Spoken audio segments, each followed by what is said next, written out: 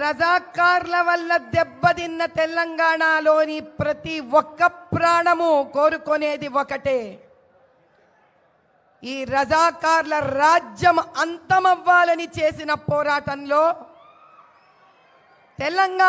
తెలంగాణను ప్రతి ఒక్క తెలంగాణ పౌరుడు సాధించే ప్రక్రియలో ఎంతో కష్టపడిండు, ఎంతో నష్టపోయిండు. కానీ 2011లో అక్బరుద్దీన్ మేము రజాకార్లమనిండు. అటువంటి అక్బరుద్దీన్కు తోడు వెళ్ళిన గవర్నమెంట్లు రజాకార్లా లేక మన కోసం వచ్చిన నాయకులా అనేది వాళ్లే నిర్ణయించుకున్నారు.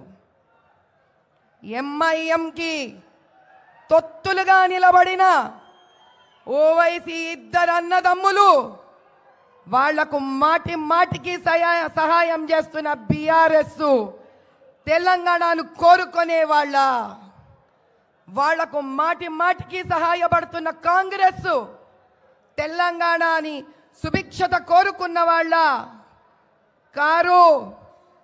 నా అన్నదమ్ములందరికీ, అక్క చెల్లెళ్ళందరికీ నేను చెప్పేదొక్కటే, ఎవరైతే మేము రజాకార్లమో అని గుండెలు కొట్టుకొని చెప్తారో వాళ్లతో నిలబడిన ప్రతి ఒక్కడు తెలంగాణకు శత్రువే. ఆ శత్రువుకి మీరు ఓటేస్తారా? ఆ శత్రువుకి మీరు ఓటైనిస్తారా? ఇది ఒక్క సీటుకు సంబంధించింది కాదు, ఇది మన 17 నియోజకవర్గాలకు లోక్సభ అసెంబ్లీలకు సంబంధించింది. అందరం ఒక్కటై నిలబడాలి. మోదీ గారు మన అందరికీ కొన్ని వేల లక్షల కోట్లు ఇచ్చిండ్రు. ప్రజా డబ్బు ప్రజలే అనుభవించాలన్న ప్రప్రథమమైన యోగి ఆయనే.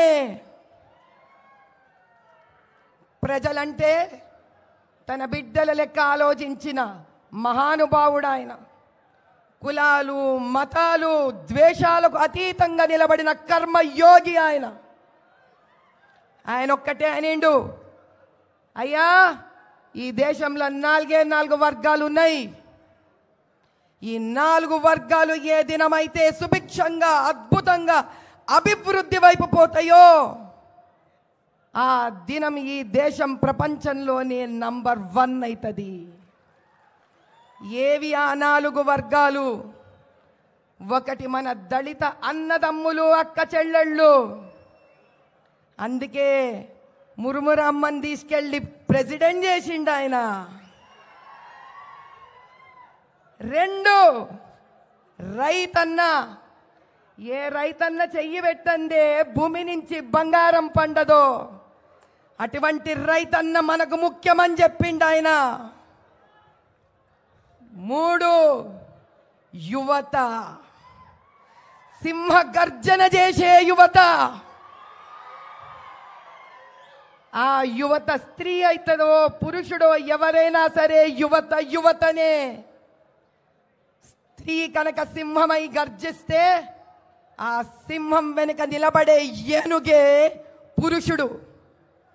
ఈ గజకేసరి యుద్ధాన్ని తట్టుకునే శక్తి ఈసారి ఏ పార్టీకి లేదు. 4 స్త్రీ. మాటి మాటికి స్త్రీ అంటే చిన్నదనుకోనే శక్తి తెలియని వాళ్ళందరికీ సమాధానమిచ్చే అఖండ జ్యోతి అయి ప్రజ్వలించి ఒక కాగడాయి 1 2 100 1000 లక్షలై కోటి అయి అనంతమై చూపిస్తాం ఈసారి మేము. స్త్రీ నిదుర మేల్కొంటే మహిషాసురుడినైనా సరే నరకాసురుడినైనా సరే వధించందే నిద్రపోం. ఈసారి చూపిస్తాం మేమేందో, మా శక్తేందో. స్త్రీలు శాంతంగా ఉన్నంత వరకు అమ్మ లెక్క కనిపిస్తుంది, అన్నం పెడుతుంది, కడుపు చూస్తుంది.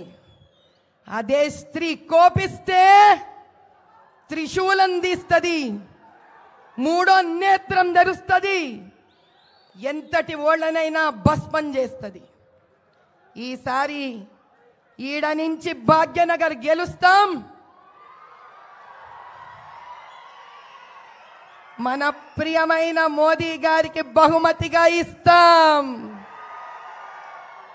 जय बोलो भाग्यनगर की। आपकी बार